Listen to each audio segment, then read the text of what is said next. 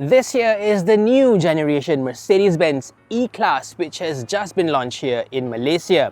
This carries the codename W214, which comes really close to the absolutely legendary W124. So this clearly has a lot to live up to.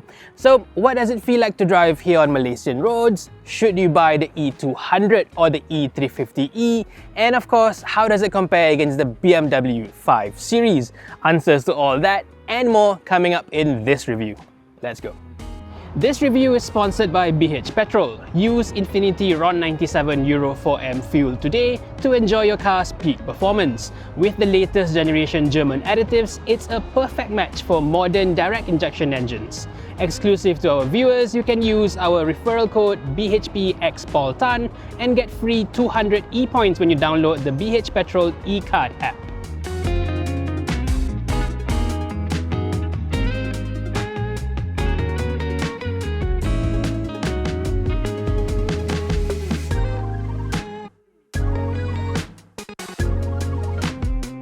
Let's start with the pricing as usual. There are two variants available here in Malaysia, with the base E200 starting at 356,000 ringgit. That is about the same as the equivalent BMW 520i and a small 6,000 ringgit increase over the old W213 E200. But you gotta remember, the old car was a bare basic model with its basic wheels and a low spec interior. Had it come in beige, it would have looked exactly like a German taxi.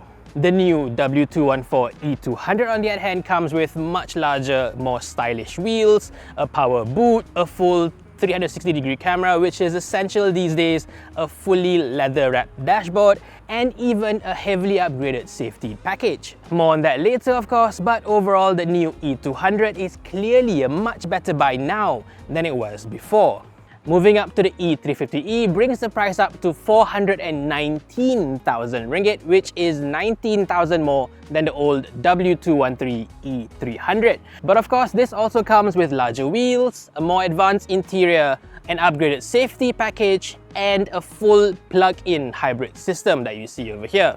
This also means that Mercedes-Benz Malaysia now has PHEV models across its core models, the C, E, and S classes, whereas BMW doesn't have an equivalent of this model right here, because right above the 520i are all fully electric i5 models. That clearly shows the big difference in directions between the two German brands. BMW truly believes that the entire world is ready for all-electric cars, having combined both the regular petrol-powered 5 Series and the all-electric i5.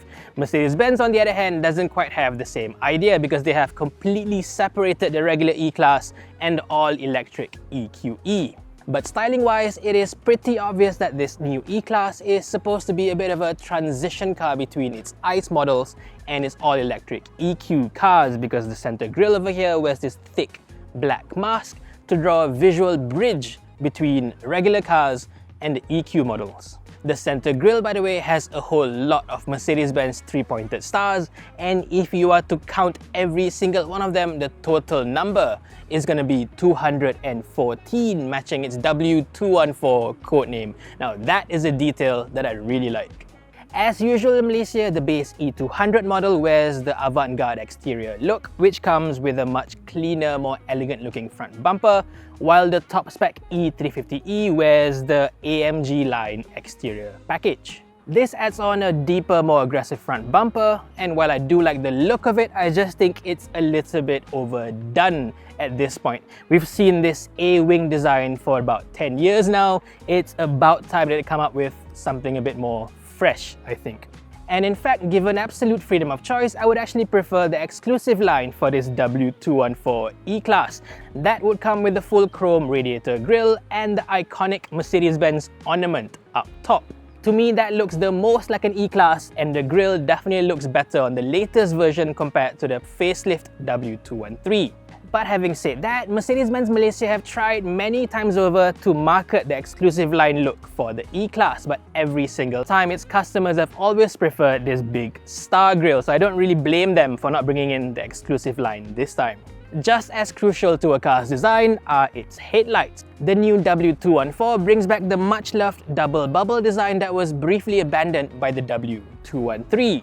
To me, these look absolutely fantastic, especially on the E350e with its double projector digital light system. It doesn't look anywhere near as good on the E200 because that wears full reflector LEDs. That's the one thing that holds back the E200 from being a full, complete package for me. As for wheels, like I said, the E200 now wears really nice looking 19-inch alloys. Although being an asymmetric design that looks to be naturally spinning in one way, it looks far better on a car on one side than it does the other. The E350e on the other hand wears even larger 20-inch AMG multi-spoke alloys which look even better, although they do hide the larger brake calipers a little bit too much.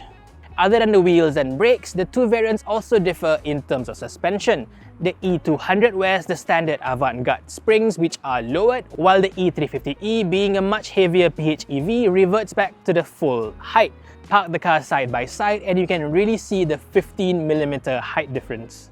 In terms of size, the W214 E-Class is now longer, bigger than the old 213 in pretty much every single measurement. But the 5 Series is even bigger still because it went through a much larger size change in its latest generation. Having said that though, if you were to compare the wheelbase alone, the E-Classes is still a little bit longer, now being nearly 3 meters long. Comparing the W214 E-Class against the G60 5 Series reminds me of a few generations back when the W211 E-Class went against the E60 5 Series. Again, Mercedes-Benz has taken a safer, smaller, evolutionary step forward in terms of design, while BMW has basically gone absolutely nuts with a bolder, more futuristic look. Today, I'll say that Mercedes-Benz looks far prettier and more classically handsome, but we may change our minds, later in 15 or 20 years' time. But that doesn't mean that the E-Class doesn't have any modern touches because it wears these fully flush, retractable and illuminated door handles. These to me look far better than the old school pull-up type door handles on the G60. Moving on to the rear, the latest E-Class looks largely similar to the facelift W213 apart from these shapelier taillights. Personally, I think this car takes the idea of using the Mercedes-Benz 3-pointed star as a styling element a step too far, especially with this taillight graphics. But at the same time, I do know quite a lot of people who think this looks pretty cool, and believe it or not, they're actually taking this a step further with the next S-Class facelift using the same pattern even on its headlights. Other than that, this car continues the use of these truly awful fake exhaust tips. Now let's check out the interior. Moving on inside, there are even bigger differences between the two variants, almost as if they are two completely different models. The E200 gets the standard dashboard, which includes a big screen in the middle and a wood panel on the side, whereas this E350e gets upgraded to the so-called super screen system, which adds on an additional screen on the far left. But if you ask me, I actually prefer the base E200 dashboard over this one over here. It also helps that the literally star-studded wood trim on the far left looks really good, especially at night, and that the additional screen on here isn't really all that useful. In Europe, you get access to a Zinc video streaming app, sort of like a Netflix Lite, whereas here in Malaysia, we don't get that at all. You have access to a few simple games and perhaps YouTube, but it's not all that useful. Most of the time, the left screen is going to be turned off, and when you drive, it gives off far too much reflection on this large glass piece. I also think the E200 dashboard gives off a far more memorable E-Class dashboard look to it, whereas this super screen, it's a generic all-screen dashboard. This could be a random car from China, not a Mercedes-Benz. Other than the screen difference, the higher spec E350e also adds on this top-mounted selfie camera on here. This can be used for you to take a selfie camera or video, or more importantly, to be used on Zoom meetings. Now, of course, the camera will only be usable when you're completely stopped, but even when you start driving, you can continue your meeting just without a video feed. You also get a panoramic sunroof up top, genuine leather upholstery, and a 17-speaker Burmester sound system with a higher spec model. The Burmester system sounds remarkably better in here compared to the one in the W213, and here it also includes a set of inducers fitted to the front seats for you to feel the bass rather than just hear it. But in use, I don't like it at all. It's just like a random vibrating thing on your back. I absolutely hate it. I turn it off every single time I start the car. Compared to the G60 5 Series, this one does look flashier and a bit more upmarket, especially because of the fully leather-lined dashboard, whereas the Malaysian market 5 Series dashboard doesn't get the leather dash option at all. But having said that, in terms of build quality, I think BMW has a clear advantage over this car. Now, this already is a big step up compared to the W206 E-Class, especially on the side over here. At no point does it feel cheap or plasticky like it does on the C-Class. Here overall, the build quality does look good, but in certain places such as the edge of the dashboard, the door panels, and even the door handle, it does feel far cheaper, far more flimsy compared to the G60 5 Series. On the other hand, Mercedes-Benz has made a few steps forward, especially with the center console now finished in wood rather than plain piano black like in the G60 BMW and earlier versions of the W213 E-Class. This here is now far more resistant to dust, fingerprints, and of course scratches as well. And in terms of ambient lighting, Mercedes-Benz remains the absolute best in the business, and it looks particularly good on the base E200. The 3D effect on the instrument cluster also lifts it up to a whole new level compared to a competing BMW, for instance. But now let's move on to the center screen over here. This runs the latest MBUX 3.0 interface and is very easy to use to find everything that you need. And of course, it supports Apple CarPlay and Android Auto in wireless form as well. But when it comes to aircon controls, this is worse than ever before. This isn't the first time that Mercedes-Benz is using full touch controls for its air conditioning. But in previous models, you will always have full controls including temperature and fan at the bottom of the screen at all times.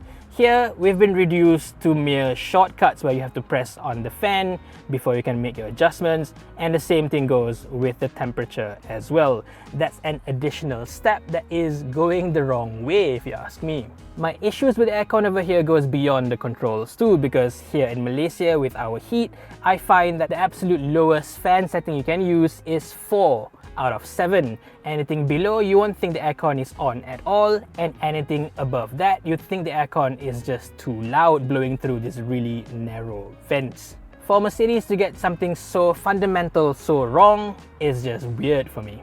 One last thing, we don't get the digital aircon vent controls here in Malaysia, but I don't think that's a big loss at all. One thing that I can't not mention is that this latest E-Class still has the decades-old issue of having a cramped and uncomfortable pedal box for the driver.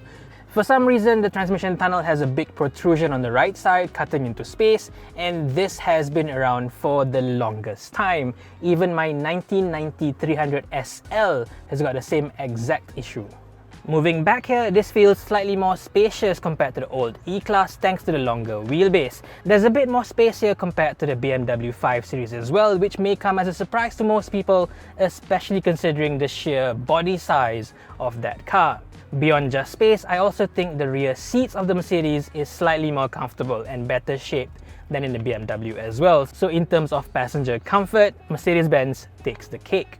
But you'll also notice that the rear aircon vents lack any form of controls on them. This is a downgrade compared to the BMW 5 Series and even the last gen E-Class. That is a big disappointment. There's also the cheap plastic trim around the aircon vents. This is the one piece of shiny plastic that stands out from the rest of the entire cabin. That's really poor. Moving on to boot space, the E200 has a rather large cargo bay with 540 litres available. That's slightly more than what the 5 Series offers even. But when you move up to the E350e, the large battery pack under the floor does rob a lot of space, leaving just 370 litres available.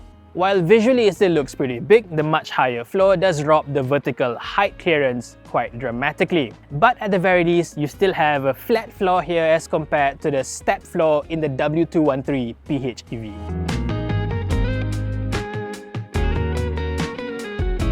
So now we're finally driving the new E-Class here on Malaysian roads. Let's start with the numbers first. The E200 gets a brand new engine. This is an M254.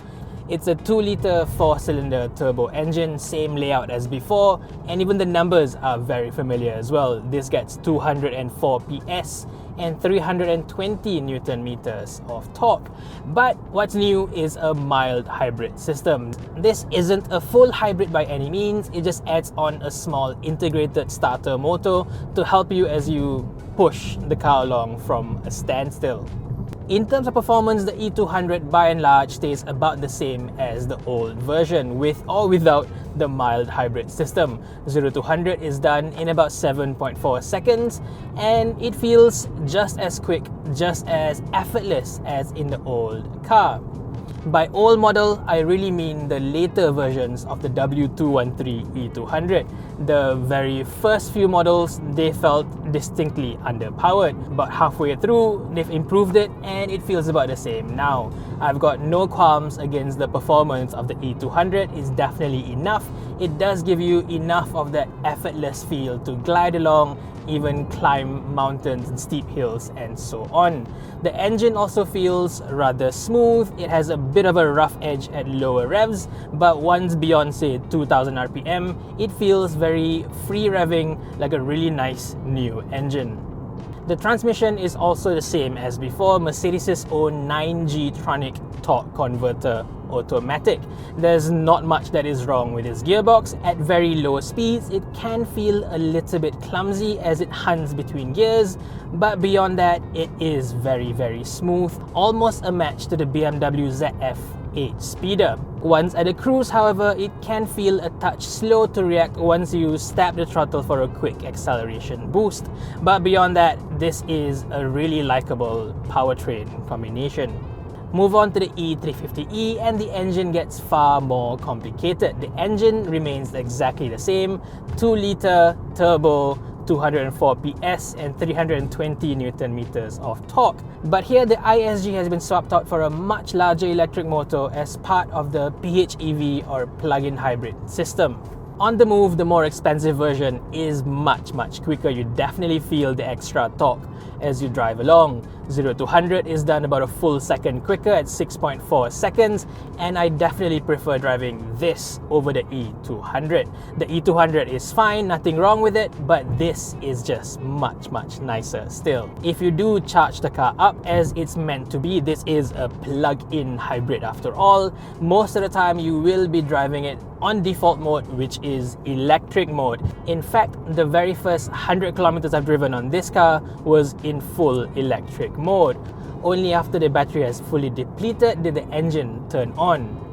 Charging the battery is actually crucial for a PHEV like this. It now has a much larger battery pack than before, for a total capacity of about 25 kilowatt hours compared to just 7 in the old E350e. Out of that capacity, about 20 kilowatt hours is usable in full electric mode, and that's enough to give the car about 100 kilometers of pure electric range. On paper, that range is up to 118 kilometers. Out in the real world, I got about 100 kilometers even. That's good enough, I would say. If you charge the car every day, you can go months without even having to think of refueling your E350e. That is absolutely fantastic. It also helps that once the battery is depleted, the engine kicks in a very seamless and smooth manner. This is by far and away the smoothest PHEV from Mercedes yet. The older versions, the C350e, the S580e, have always had a little bit of a trouble in terms of integrating the electric motor and the petrol engine. There's always a bit of a jerk as the engine comes in. This is the smoothest I've ever felt a Mercedes-Benz PHEV has been. It's now about the same level as a BMW PHEV. And thankfully, the same goes with the braking system as well. The brake pedal now feels very positive, whether you're touching it lightly or pressing on hard. It feels just like on a regular petrol car, not like the rather unnatural and spongy old PHEVs from Mercedes-Benz. Moving on to fuel consumption, I average about 8 liters per 100 kilometers in the E200, which is very good for a car of that size and that level of performance. That's about the same that I had in the C200. That is amazing, this being a much larger, heavier car, of course. As for the E350e, that will depend very much on how you charge the car. Like I said, if you charge the car every single day, you might not even use a single drop of fuel for months on end.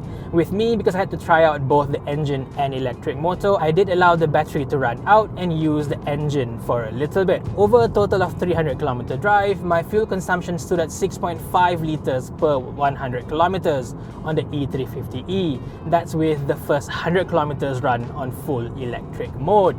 Your mileage will vary. It can drop much lower if you charge it more regularly, or go much higher, 10-11 litres per 100 if you don't bother to charge it at all. Charging the battery pack takes up to 2 hours with a 11 kilowatt onboard AC charger, or less than 20 minutes with a DC fast charger. This is the very first PHEV in Malaysia that can use DC fast charging. This fuel economy test was carried out using BH Petrol Infinity RON 97 Euro 4M, your ideal choice for peak engine performance, smoother drives, and improved fuel economy. Beyond fuel consumption, there is also another difference between the two variants. The E200 gets the standard 66-litre fuel tank, while the E350e, because of the much larger battery, it gets a smaller fuel tank, just 50 litres. So if you're thinking of going long distance between these two cars, it's actually the E200 that can go further between fuel stops. At the very least, 50 litres is already significantly bigger than the last generation W214 PHEV. Now let's move on to ride and handling, and again there is quite a big difference between the two variants. The E200 rides a lowered suspension setup, like I said before, and it is also stiffer compared to the E350e. As a result, it rides a little bit busier, but it does handle quite a bit better than the taller, clumsier, heavier E350e. If you're buying an E-Class to enjoy driving up mountains and whatnot, the E200, despite its lower power, is the much better choice for you. But of course, if you're truly well into driving performance, I'd say the BMW is an even better choice still, really. One thing that really counts against the E200 is just how low it rides. Going through large speed bumps, it has the habit of crunching down or bottoming out as you drive through it. That can feel really bad if you're not expecting it. This has been an issue with E-Classes many generations ago. I'm surprised they haven't fixed it still. Going up to the E350e with its slightly higher ride height, softer suspension, it does solve this issue by quite some margin though. Beyond just having a taller ride height, the E350e also has slightly softer damping setup. This is because it has to carry much heavier battery pack in the back. The weight difference between the two is actually quite alarming. While the E200 is just above 1.8 tons, this one over here is well over 2 tons. Put everything together, the taller ride height, softer springs, a lot heavier weight, and of course the E350e has less dynamic abilities compared to the E200.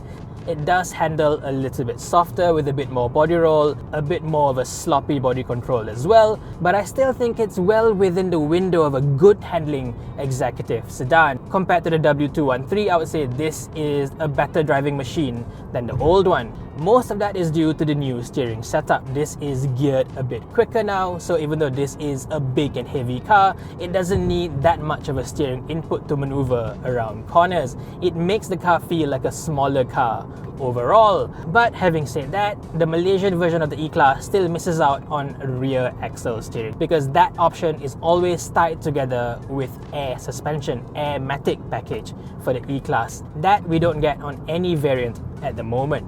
Having tested a fully air-sprung W214 in Europe, I think that is a big pity that we don't get that option. That does lift the comfort levels of the E-Class well beyond what we have right now. But that's not to say that this is an uncomfortable car, because it's far from it. The E350, especially because of softer springs and even taller ride height, it rides beautifully.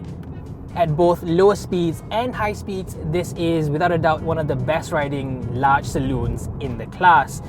And it does so with just having passive dampers all around. I think that is amazing. The E200 on the other hand has a bit of a firmer edge to it, especially at lower speeds where it can crash over bumps and whatnot. But as speeds rise, the ride does settle. Overall, even the E200 is a very comfortable car. Now let's move on to Refinement, where both variants are very good. This E350e is slightly better by having the comfort windows options fitted. This adds on double glazing windows on all 4 doors, and it's really nice to see we're getting more and more of this option scattered across the Mercedes-Benz Malaysia range. Just 2-3 years ago, this is an option that is exclusive to the S-Class only. As it is, wind noise is very minimal. You only start to hear a little bit above 140, 150. Under that is practically silent in the cabin. There is a bit of tyre roar coming into the cabin, especially on very badly paved roads like in Putrajaya over here. It's very rough, therefore it creates much louder sound that can go into the cabin. The E350e over here with the 20-inch wheels does create a bit more buzz on the bottom end of the car compared to the 19-inch E200, but again, this is still one of the quieter cars in the class. A BMW 5 Series, for instance, is a bit louder still. The serene cabin environment certainly helps the E350e because if you use it right, most of the time you'll be driving it around in full electric mode with no engine noise to mask all these rogue noises coming in. The refinement of the car becomes extra crucial, and here it is at a high enough level that I think it is superb. And lastly, let's talk about safety, and here I am very happy to report that Mercedes-Benz Malaysia has finally fitted this car with all the safety features as standard.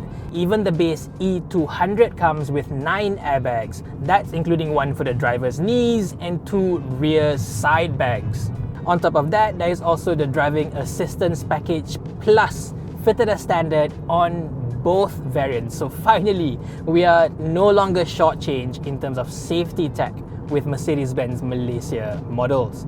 I've been told firsthand by a team at Mercedes-Benz Malaysia that my constant lobbying for better safety features on Mercedes cars have finally made them decide to offer all these features on all models of Mercedes-Benz Malaysia moving forward, starting with the E-Class. Hearing that was one of my proudest moments in this 15 years that I've been doing this job.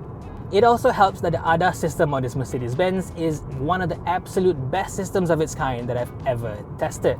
This Distronic system gives me the highest level of confidence of relying on it as compared to pretty much all other cars I've driven before. It takes control in a very positive and confident manner. It steers very cleanly and smoothly, and even if a car jumps in front of mine, it will slow down in a controlled manner instead of just panicking and slamming on the brakes like in most other ADAS systems. This to me is even better than Tesla's autopilot. If this will indeed be rolled out to more and more Mercedes-Benz Malaysia models, I will be eternally grateful for that. So that's my full review of the 2024 W214 Mercedes-Benz E-Class here in Malaysia.